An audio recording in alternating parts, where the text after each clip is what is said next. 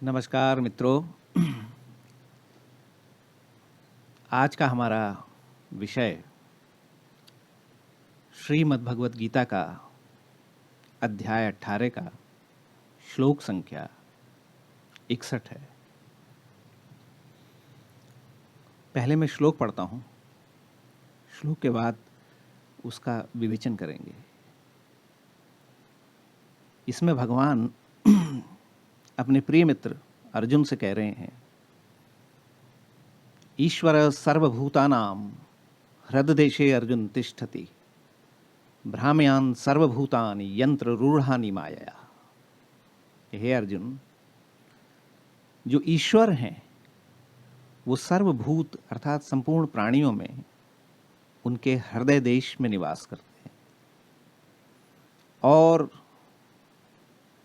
संपूर्ण प्राणी, मनुष्य, जीव, जंतु उनकी माया से अभिभूत होकर, उस माया के वशीभूत होकर, वो माया रूपी यंत्र में आरूढ़ होकर संसार में इधर से उधर भ्रमण करते हैं। भगवान के द्वारा अर्जुन को ये जो उपदेश दिया गया, यूँ तो हम में से काफ़ी लोगों ने ज़रूर सुना होगा और पढ़ा भी होगा। गीता में जो लोग गीता को पढ़ते हैं या गीता का पारायण करते हैं वो ज़रूर जानते होंगे। लेकिन मित्रों, भगवान के जो वचन हैं वो पढ़ने में जितने सरल हैं, उसको बार बार पढ़ने पर ही उसका वास्तविक अर्थ या मंतव्य पता चलता है। यूँ तो ये श्लोक सरल है कि ईश्वर सब मनुष्यों के हृदय में रहते हैं, लेकिन अगर हम वास्तविक ईश्वर की बात करें, सभी के मन में अगर ईश्वर रहते हैं, सभी के हृदय में अगर ईश्वर रहते हैं, तो हम लोग दुखी क्यों हैं?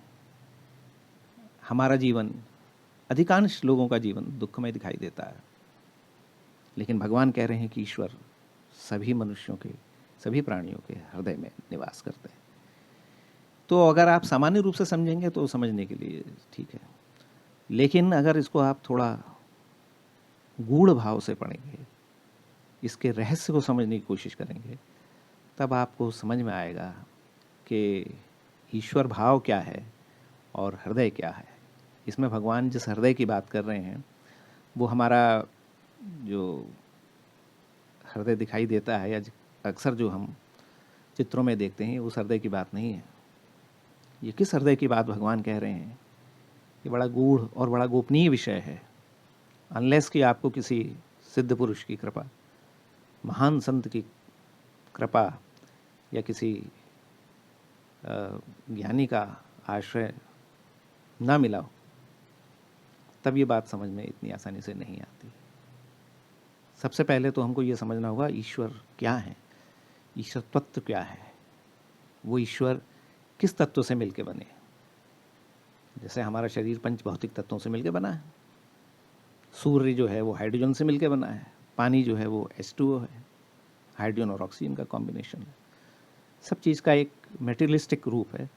लेकिन ईश्वर क्या है, वो तत्व क्या है, वो कहाँ रहते हैं, वो किस हृदय की बात कर रहे हैं, वो किस हृदय देश की बात कर रहे हैं, और वो उस हृदय देश में रह के हमारे शरीर रूपी यंत्र को कैसे चलाते हैं, ये बड़ा गोपनीय विषय है।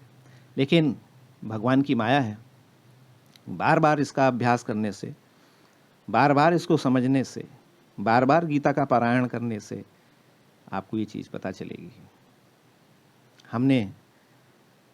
मैं स्वयं अपनी बात कह रहा हूँ, बड़े सिद्ध पुरुषों से, संतों से ऐसा सुना है कि गीता ही संपूर्ण ज्ञान का आधार है।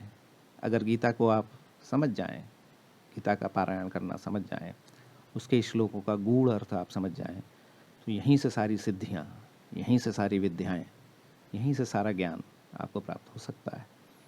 लेकिन पूर्ण भक्ति से भगवान की कृपा भी होनी चाहिए, तब जाकर गीता का अर्थ समझ में आता है। तो जैसा हमने पिछले वीडियो में डिस्कशन किया था कि भगवान ने कहा था कि तू मेरी शरण में आ जा, सर्वधर्मान् परित्यज्य मामेकं शरणं व्रज। तो उस समय भगवान सशरीर बाहर थे अर्जुन, और अर्जुन भी अपने फिजिकल बॉडी में था। लेकिन अगर इस श्लोक को हम व्यक्तिगत रूप से अपने ऊपर लें तो हमारे सामने तो भगवान नहीं है, लेकिन भगवान ने इंगित करके, इशारा करके बताया है कि मैं हृदय में रहता हूँ।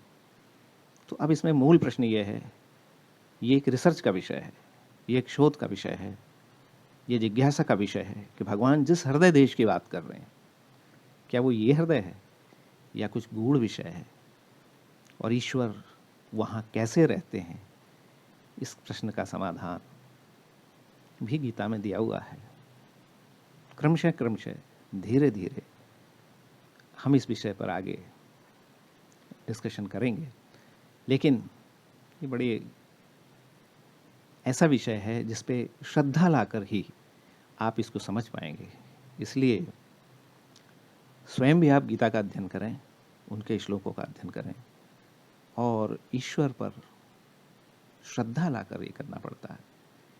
कंप्लीट सरेंडर, 100%, सोले आने विश्वास, ऐसा मानते हुए कि ईश्वर हैं, इस संकल्प के साथ जब आप अध्ययन करेंगे, तब भगवान की छोटी छोटी, हल्की हल्की आभा, हल्का हल्का उनका रूप क्रमशः क्रमशः प्रकट होगा।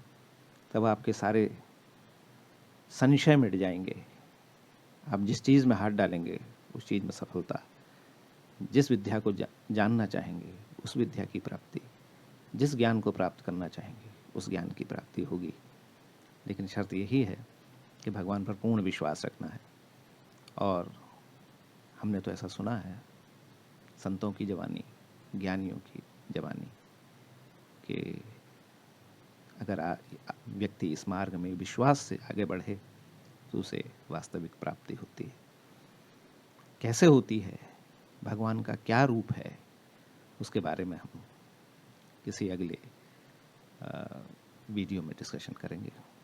तब तक के लिए नमस्कार। हरि ओम तत्सत। ओम नमः शिवाय।